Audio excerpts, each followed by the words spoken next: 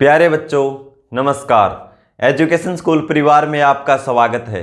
हम SSC GD के previous paper solve कर रहे थे। आज हम 11 जनवरी 2023 सेकंड शिफ्ट में जो एग्जाम हुआ था उसके क्वेश्चन सोल्व करेंगे। 10 क्वेश्चन हमने पिछली क्लास में सोल्व कर लिए थे। क्वेश्चन नंबर 11 से देखो।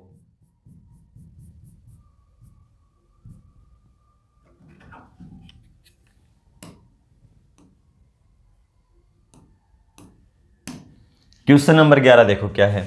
एक कंपनी ऋण पर 10% वार्षिक की दर से चक्रवृद्धि ब्याज लेती है। कंपनी द्वारा 2 वर्ष की अवधि के लिए 2,20,000 रुपये की राशि दी जाती है। कंपनी ने प्रत्येक वर्ष की बजाय प्रत्येक छमाही में ब्याज को चक्रवृद्धि किया। यदि कंपनी ब्याज को वार्षिक रूप से चक्रवृद्धि करती तो उधारकर्ता द्वारा कितना पैसा बचा लिया जाता। 1 स्थान तक बताना हमें भाई। कहने का मतलब क्या है भाई, 2 साल का चक्रवृद्धि निकालना था, ब्याज देना था। उसने क्या किया, ब्याज को अर्धवार्षिक कर दिया। यानी हमें अंतर निकालना है 2 वर्ष का। चक्रवृद्धि ब्याज का वार्षिक और अर्धवार्षिक का अंतर निकालना है। तो कैसे निकालेंगे देखो। रेट क्या है 10%। 10% का मतलब 1/10। ठीक है, 10% का मतलब क्या होता है भाई 1/10। इसको हम 2 तरीके से निकाल सकते हैं। पहला तो ये है, इसका सक्सेसिव डिस्काउंट निकाल लें। 10 प्लस कितना, 10 और 10 20 प्लस 10 गुणा 10/100 यानी 21% हो जाएगा 1 वर्ष का। लेकिन जब दर अर्धवार्षिक लेंगे तो समय 2 गुना हो जाएगा, दर आधी, दर हो जाएगी 5%, समय हो जाएगा 4 वर्ष। ठीक है, तो उसमें सक्सेसिव डिस्काउंट में दिक्कत आएगी क्योंकि 5 को 2 बार कर लेंगे, कितना हो जाएगा 5 प्लस 5 प्लस 5 गुणा 5/100 यानी 10.25 हो जाएगा। फिर 2 बार 10.5 को आपस में जोड़ेंगे तब कैलकुलेशन ज़्यादा होगी, इसलिए हम दूसरे तरीके से चलेंगे। देखो 10%, राशि कितनी है 2,20,000 रुपये। 2 वर्ष का निकालना है, 2 लाइन लगाओ। दर है 10% यानी 1/10। ठीक है, तो इसका 1/10 निकालेंगे तो कितना हो जाएगा 22,000। दूसरे वर्ष भी साधारण ब्याज 22 वर्ष 22,000। लेकिन ब्याज क्या है, चक्रवृद्धि ब्याज के ऊपर ब्याज लगता है। जो पहले वर्ष का ब्याज है इसके ऊपर भी ब्याज लगेगा 1/10। कितना हो जाएगा ये 2,200। ये क्या होगा 2 वर्ष का चक्रवृद्धि ब्याज वार्षिक दर से। लेकिन हमें क्या निकालना है, अर्धवार्षिक और निकालना है। तो ये देखो कैसे निकालेंगे। राशि वही है सेम 2,20,000। अब क्या होगा, दर आधी और समय 2 गुना हो जाएगा। ठीक है, समय 2 वर्ष है और दर क्या है 10%। तो दर तो क्या हो जाएगी 2 से भाग कर दो यानी 5% वार्षिक हो जाएगी। और समय कितना हो जाएगा 2 गुना कर दो यानी 4 वर्ष। तो हमने 4 लाइन लगा ली। तो देखो 5% का मतलब क्या होगा 1/20। तो इसका 1/20 करते जाओ। 1/20 करें तो कितना हो जाएगा, 0 से 0 कैंसिल, 22,000 को 2 से भाग देंगे तो 11,000। 4 वर्ष का साधारण ब्याज क्या हो जाएगा प्रत्येक वर्ष 11,000। ठीक है, अब ब्याज के ऊपर ब्याज, इसका भी 1/20 लगेगा तो कितना हो जाएगा 550। तीसरे वर्ष में भी लगेगा इसका 550। इसका चौथे वर्ष में ब्याज लगेगा 550। अब देखो इस पे लगेगा 1/20 तो कितना हो जाएगा, इसका भी 550। इसका चौथे वर्ष में भी लगेगा 550। ठीक है, इसका भी 1/20 लगेगा, कितना हो जाएगा 0 से 0 कैंसिल, 2 से भाग देंगे 55 को तो 27.5। यहां हो जाएगा इसका 27.5 और यहां भी लगेगा इसका 27.5। ठीक है, अब तीसरे वर्ष के ब्याज के ऊपर चौथे वर्ष में ब्याज लगेगा तो इसका कितना हो जाएगा 550। इसका तो भी सेम होगा 550, यहां लिख लो ऊपर। इसका लगेगा कितना हो जाएगा 27.5। इसका क्या हो 27.5, दोनों को मिलाकर मैं 55 ही लिख देता हूं। ठीक है, दोनों का मिला के लिख दिया। फिर 27.5 का भी 1/20 लगेगा कितना हो जाएगा, यानी एक दशमलव इस साइड सरका दो, 2.75 को 2 से भाग दे दो, कितना आ जाएगा 137, जो 137.5 यानी 1.375। अब अंतर निकाल दो, ये कितना था 22 और 22 44,000, तो इससे कैंसिल कर दो, हमें अंतर निकालना है। तो 11 गुणा 4 44,000, ये इससे कैंसिल हो गया। ये कितना है 2200, तो ये हो जाएगा 2 बार मिलाएंगे तो 1100, फिर 2 बार में 1100, इसको कैंसिल कर दो, 3 ये और 1 ये 4। अब इनको जोड़ दो, वही हमारा अंतर होगा, बिल्कुल एक्यूरेट आ जाएगा। दोनों को जोड़ेंगे तो कितना हो जाएगा 1100, 27.5 जोड़ेंगे तो 55 55 ये 110, तो कितना हो जाएगा 110 जोड़ेंगे तो इसमें 1210 और 1.357 ये है, तो कितना हो जाएगा टोटल 1211.375। दशमलव के एक स्थान तक पूछा है, क्या होगा फिर दूसरा अंक 5 या 5 से ज़्यादा हो तो पहला अंक बढ़ जाता है, यानी 1211.4, ये हमारा आंसर हो जाएगा 1211.4 रुपये, ये अंतर होगा। ठीक है, इतने रुपये बचा लेता। क्या पूछा था, यदि वार्षिक रूप से चक्रवृद्धि करती तो कितना रुपया बचा लेता, तो 1211.40 रुपये। ठीक है, क्वेश्चन नंबर 12 पे चलो। एक द्रव का भार उसके आयतन के अनुक्रमानुपाती है। एक द्रव जिसका भार 12 kg है, उसका आयतन 3 लीटर है। 4 लीटर आयतन वाले द्रव का भार क्या होगा। देखो क्या क्या बोल रखा हुआ, एक तो इसमें आयतन और दूसरा क्या है इसका भार यानी वजन, अनुक्रमानुपाती है। ठीक, कहने का मतलब ये है भाई संख्या कुछ भी कम ज़्यादा हो जाए लेकिन अनुपात सेम रहेगा। ठीक है, तो क्या है भार क्या है 12 किलोग्राम और उसका आयतन 3 किलोग्राम। भार कितना दे रखा है 12 किलोग्राम और आयतन 3 लीटर, ये 3:12, इन पहले आयतन बाद में भार लिखते थे, ऐसे होगा। ठीक है, कैंसिल करेंगे 3 से 1 और 3 से 4, यानी आयतन और भार का अनुपात क्या है 1:4। और इसमें क्या बता रखा है 4 लीटर आयतन वाले द्रव का भार, आयतन कितना 4 लीटर, यानी इसका कितना है 4 गुना, तो भार भी क्या हो जाएगा 4 गुना। ठीक है, अनुपात सेम रहेगा, 4 गुणा 4 16 किलोग्राम हो जाएगा। ठीक है, 16 किलोग्राम, ऑप्शन बी हो जाएगा। क्वेश्चन नंबर 13, एक पुस्तक 20% की छूट के साथ 300 रुपये में सूचीबद्ध है। विक्रय मूल्य को 216 रुपये पर लाने के लिए कितनी अतिरिक्त छूट दी जानी चाहिए। क्या मतलब उस पर भाई मूल्य उस पर 300 रुपये है लेकिन क्या बोल रखा है 20% डिस्काउंट है। ठीक है, 20% डिस्काउंट है। फिर बोल रखा है पुस्तक कितने में बेचनी हो 216 रुपये में, फिर मूल्य हमें 216 रुपये में बेचनी है तो कितनी अतिरिक्त छूट दी जानी चाहिए। तो 300 रुपये में पहले क्या बोल रखा है 20%, तो इस पर 20% डिस्काउंट निकालो भाई। 20% ये अपने आप में 100% है, 20% कम कर देंगे तो इसकी वैल्यू कितनी हो जाएगी 80%। 80% का मतलब 4/5, 5 से कैंसिल करेंगे 60 बार में, 6 गुणा 4 24, यानी जो छूट इसके ऊपर लिख रखी है ना 20%, तो इसका मूल्य 240 हो जाएगा। लेकिन बेचनी किस मूल्य पर है 216 रुपये में। तो पूछ रखा है भाई कितनी अतिरिक्त छूट दी जानी चाहिए, तो कितनी छूट मिलेगी देखो 240 से 216 में बेचनी है, यानी 24 रुपये की छूट मिलेगी।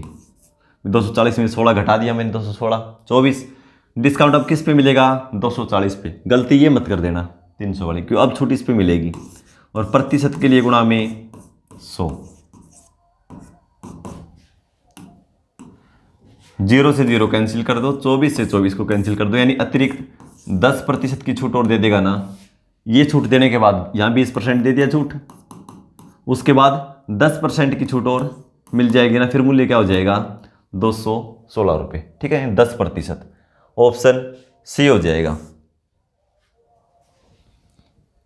क्वेश्चन नंबर 14, यदि किसी घन के सबसे लंबे विकर्ण का माप √432 सेंटीमीटर है तो इसका आयतन ज्ञात कीजिए।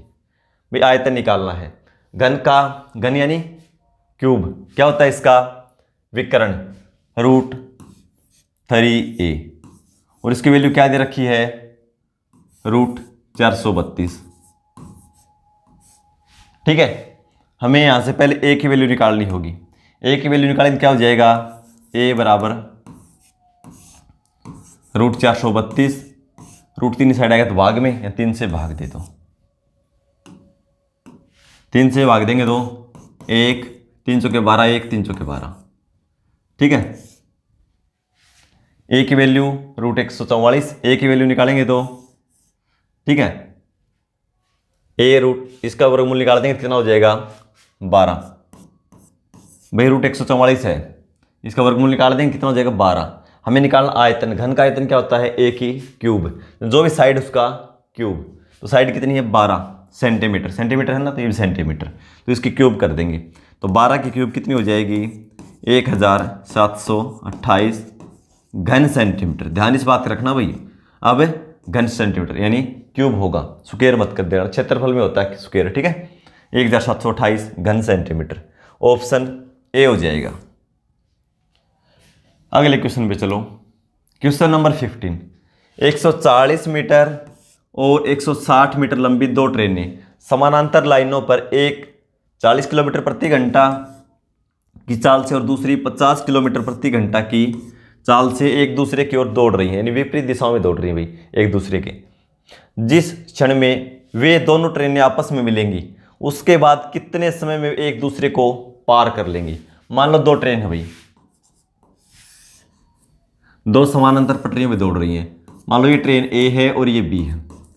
ये बोल रहा है कि जब जो पहली बार जब मिलेंगे एक साथ, मान लो ये यहाँ तक आ गई ए और ये भी यहाँ तक आ जाएगी, दोनों एक दूसरे के यहाँ मिलेंगे पहली बार, फिर क्रॉस करने में एक दूसरे को कितना समय लेंगी वे दोनों एक दूसरे को क्रॉस कर देंगे जब, तो क्या होगा, चाल आपस में जुड़ जाएगी, आपेक्षिक चाल निकाल देंगे, रिलेटिव स्पीड। क्योंकि भाई देखो, एक यहाँ से चलेगी एक यहाँ से चलेगी, दोनों गतिमान है और एक दूसरे के विपरीत है, तो समय कम लगेगा। मान लो ये ट्रेन अकेली यहाँ जाती तो समय ज़्यादा लगता, इसको भी यहाँ तक की दूरी तय करनी पड़ेगी और यहाँ इसको भी यहाँ तक, ठीक है, समय कम लगेगा। ठीक है, क्योंकि एक दूसरे को विपरीत दिशा में पार कर रही है, तो क्या होगा, स्पीड आपस में जुड़ जाएगी। क्या है, 140 मीटर इसकी लंबाई है, दूसरी की मान लो 160 मीटर, दोनों की दूरी भी जुड़ जाएगी। कितना हो जाएगा, 140 और 160 300 मीटर। और स्पीड क्या है, 40 और 50। मान लो इसकी 40 किलोमीटर पर आवर है और इसकी 50 किलोमीटर पर आवर है, दोनों जुड़ जाएंगी, क्या हो जाएगा, 90 किलोमीटर पर आवर। तो क्या, दूरी बटा चाल, समय आ जाएगा, चाल कितनी, 90 किलोमीटर प्रति घंटा। लेकिन ये क्या है, मीटर में, ये किलोमीटर में, इसको भी मीटर में बदलेंगे तो क्या हो जाएगा, 5/18 से गुणा कर देते हैं। ऐसा क्यों करते हैं तो मैं बार बार बता चुका हूँ आपको। 1 किलोमीटर में 1000 मीटर होते हैं और 1 घंटे में 3600 सेकंड होते हैं। 1000/3600 कैंसिल करते हैं, 5/18 आता है। ठीक है, 18 से कैंसिल करेंगे 5 बार में, 5 × 5 25, 25 से कैंसिल इसको कर दो, एक बार में 25 बचेगा, 5 25 दूनी 50, यानी 12 सेकंड में एक दूसरे को पार कर देंगी। ऑप्शन सी हो जाएगा। ठीक है, क्वेश्चन नंबर 16 पे चलो। ए एक कार्य को 20 दिनों में कर सकता है, बी उसी कार्य को 24 दिनों में कर सकता है। यदि दोनों एक साथ कार्य करते हैं तो उन्हें कार्य पूरा करने में कितने दिन लगेंगे। सिंपल क्वेश्चन है भाई, हर शिफ्ट में पूछा जा रहा है एक टाइम एंड वर्क से। ए 20 और बी 24, कुल काम के लिए इनका एलसीएम कितना हो जाएगा, 120। कुल काम 120 है, ए 20 दिन में करता है, एक दिन में कितना करेगा, 20 से भाग दे दो 6 यूनिट, और बी 24 से भाग देंगे 5 यूनिट, दोनों मिलकर एक दिन में 11 यूनिट, दोनों से करवाना है। तो कुल काम है 120 यूनिट, 11 से भाग दे दो, 10 बार में 110 बचेगा, 10/11, इन 10 से 10/11 दिन का समय लगेगा। ठीक है, 10 से 10/11 दिन, ऑप्शन पहला ही हो जाएगा। ठीक है, क्वेश्चन नंबर 17। एक दुकानदार 55 टॉफियां बेचकर 11 टॉफियों का लाभ अर्जित करता है। अर्जित लाभ का प्रतिशत ज्ञात कीजिए। जब 55 बेचता है तो 11 का लाभ होता है। ये क्या विक्रय मूल्य, ये क्या लाभ, विक्रय मूल्य में से लाभ घटा देंगे, क्या आ जाएगा, क्रय मूल्य यानी कॉस्ट प्राइस। तो कॉस्ट प्राइस कितना हो जाएगा 44 और लाभ कितना है 11, यानी 11 का लाभ है किस पे 44 पे और प्रतिशत के लिए गुणा में 100। दोबारा समझ लो भाई 55 टॉफियां बेचता है तो 11 का लाभ होता है, तो लाभ कितना है 11। ये क्या है विक्रय मूल्य है और इस पे 11 लाभ होता है, तो लाभ किस पे होगा क्रय मूल्य पे यानी कॉस्ट प्राइस पे। तो 55 में से हमने 11 घटा दिया तो कॉस्ट प्राइस कितना आ गया 44, प्रतिशत के लिए गुणा में 100। 11 से 4 बार में 4 से 25, यानी 25% का लाभ होगा। ऑप्शन बी हो जाएगा। क्वेश्चन नंबर 18, अरुण ने संचित से 1,12,500 रुपये में एक लैपटॉप खरीदा। संचित ने लैपटॉप पर 25% का लाभ कमाया। रमन ने 20% के लाभ पर संचित को लैपटॉप बेचा था। रमन ने लैपटॉप कितने में खरीदा था। रमन ने कितने में खरीदा था भाई, देखो रमन ने मान लियो हमने x रुपये में खरीदा था भाई, ठीक है।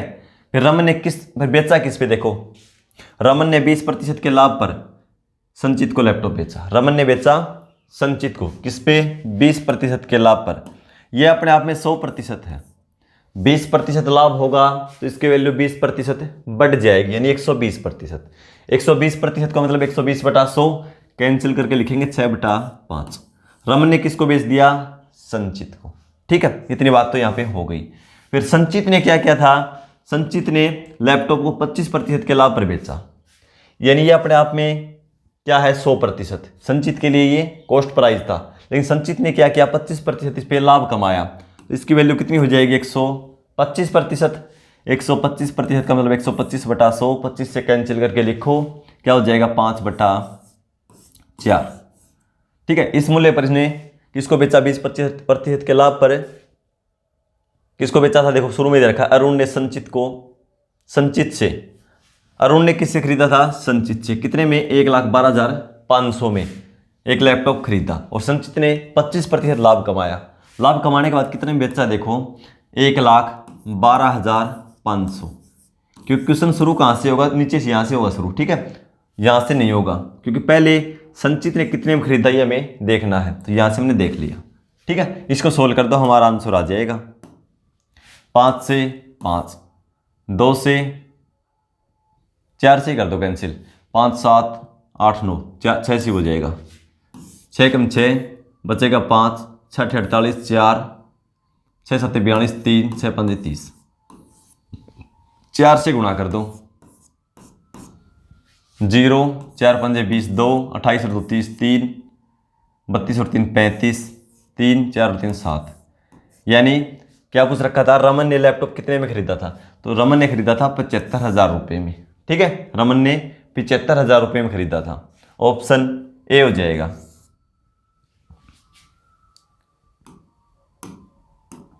क्वेश्चन नंबर 19, यदि एक दुकानदार 80 रुपये प्रति किलोग्राम और 95 रुपये प्रति किलोग्राम की 2 प्रकार की दालों को 2:3 के अनुपात में मिलाता है तो मिश्रण का औसत मूल्य क्या होगा।